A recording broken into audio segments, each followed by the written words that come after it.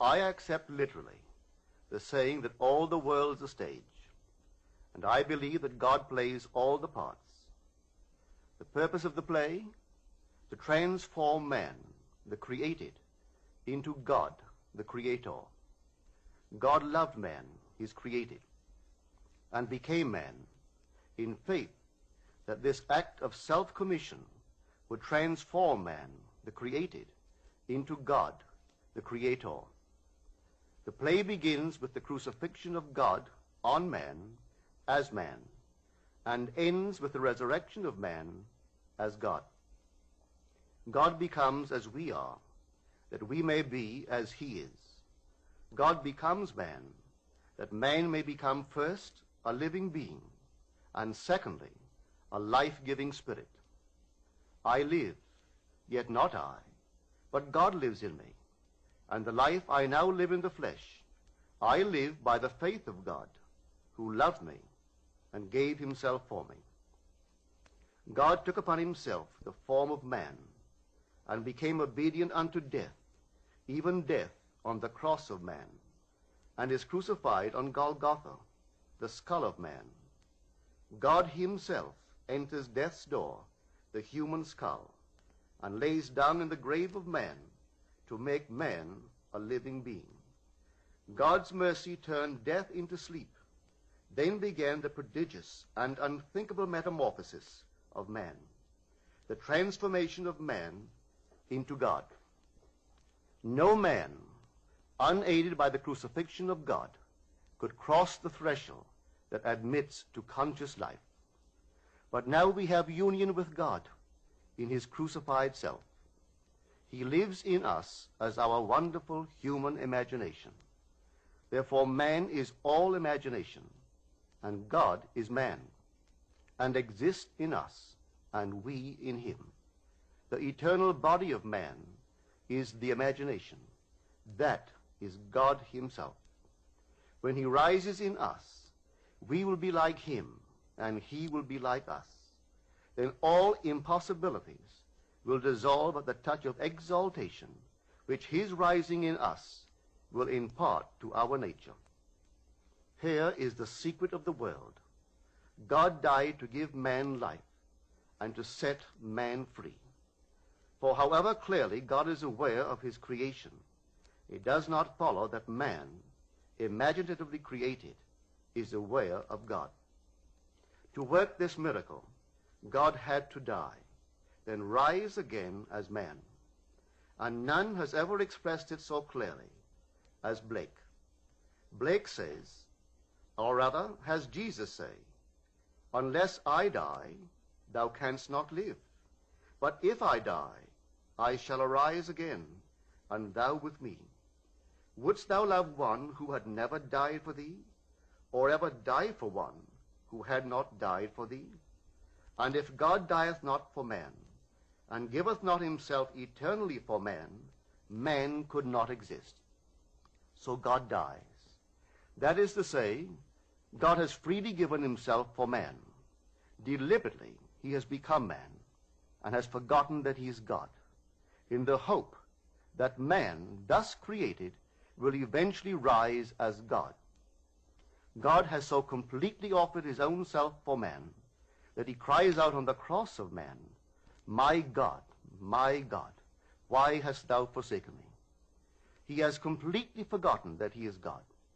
But after God rises in one man, that man will say to his brothers, "Why stand we here trembling around, calling on God for help, and not ourselves, in whom God dwells?"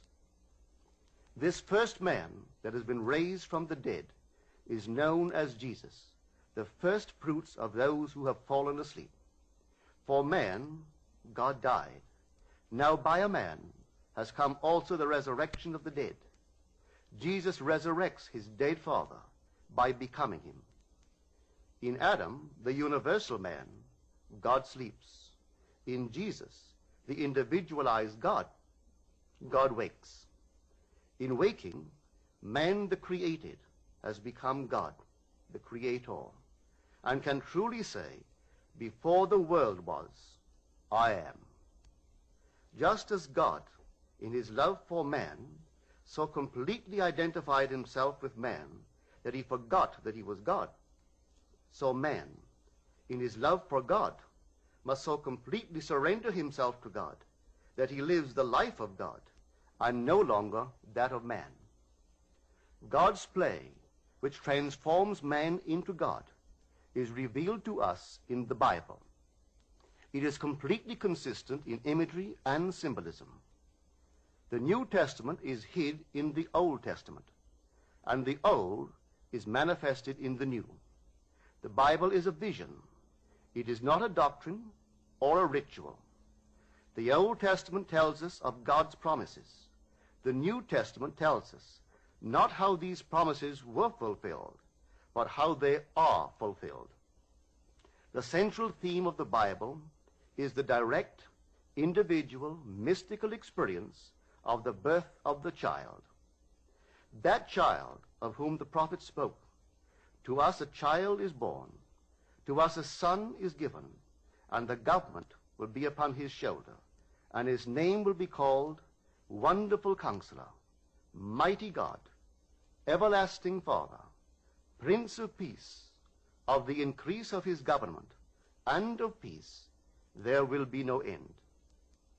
When the child is revealed to us, we see it, we experience it, and the response to this revelation can be stated in the words of Job. I had heard of thee by the hearing of the ear, but now my eye sees thee.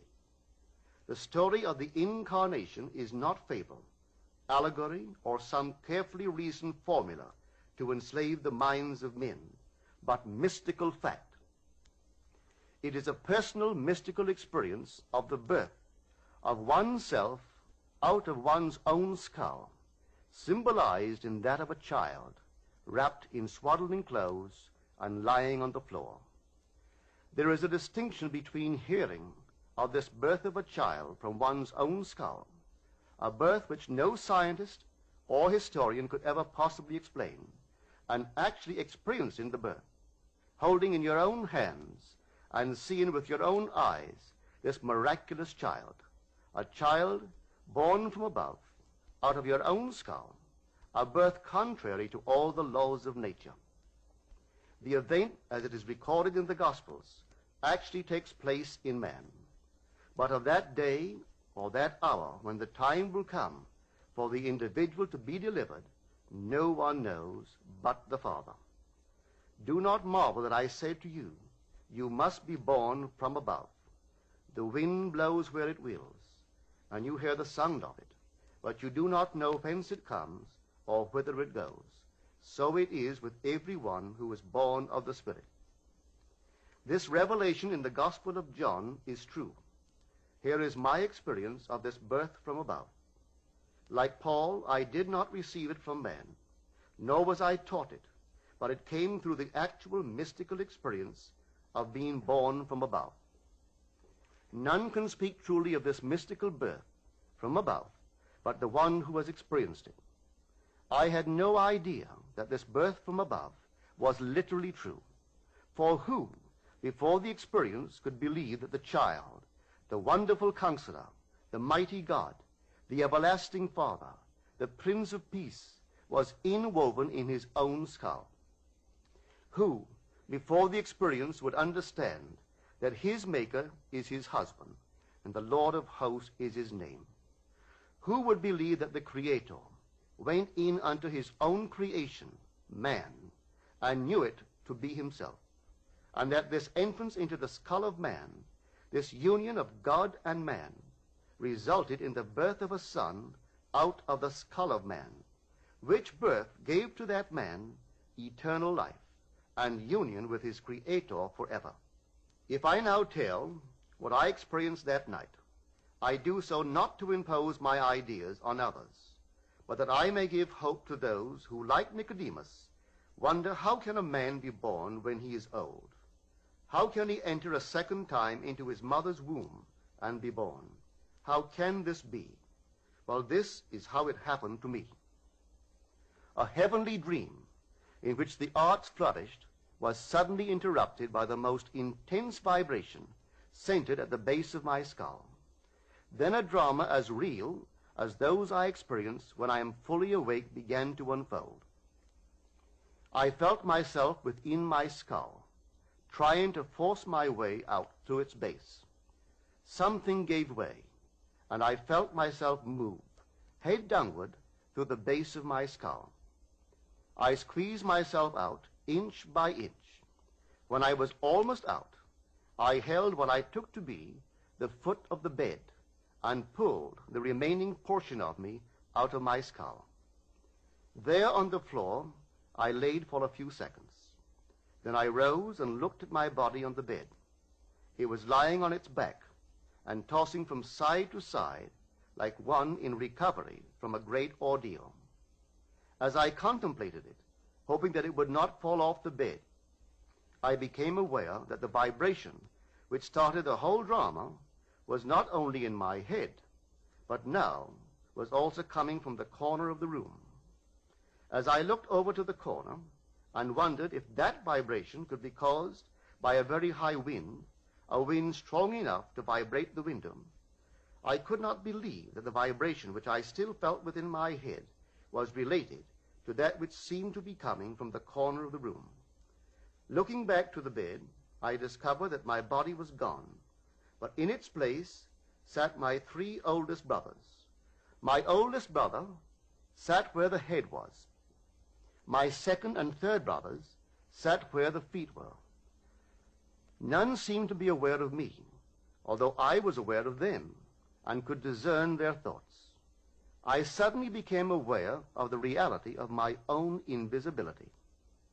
I noticed that they too were disturbed by the vibration coming from the corner of the room. My third brother was the most disturbed and went over to investigate the cause of the disturbance.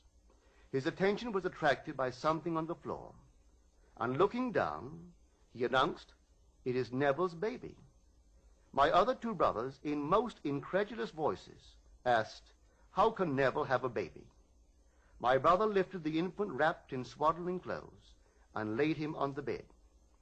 I then, with my invisible hands, lifted the babe and asked him, "How is my sweetheart?" He looked into my eyes and smiled, and I awoke in this world to ponder this greatest of my many mystical experiences. One other vision I will tell, because it bears out the truth of my assertion that the Bible is mystical fact, that everything written about the promised child is in the law of Moses and the prophets and the Psalms, and it must be mystically experienced in the imagination of the individual. The child's birth is a sign and a portent, signaling the resurrection of the patriarchs in the imagination of him in whom the child is born. 6 months after the birth of the child, a vibration similar to the one which preceded his birth started in my head. This time, its intensity was centered at the top of my head. Then came a sudden explosion, and I found myself in a modestly furnished room. There, leaning against the side of an open door, was my son David of biblical fame. He was a lad about 12 years old. What struck me forcibly about him was the unusual beauty of his face and figure. He was, as he is described in the first book of Samuel, ruddy, with beautiful eyes, and very handsome. Not for one moment did I feel myself to be anyone other than Neville. Yet I knew that this lad David was my son, and he knew that I was his father. As I sat there contemplating the beauty of my son, the vision faded, and I awoke. What conclusion can be reached from these mystical experiences? The chamber of man's imagery. In man's imagination are engraven every patriarch and character in the Old Testament, and that after the birth of the child, out of the skull of man, signifying that man's rebirth from above, there will begin the resurrection of the patriarchs. Each, in his turn, will be revealed as the son of the man who resurrects him. When all are resurrected from the dead, that man in whom they are resurrected will know himself to be of the Elohim, the God who became man, that man may become God.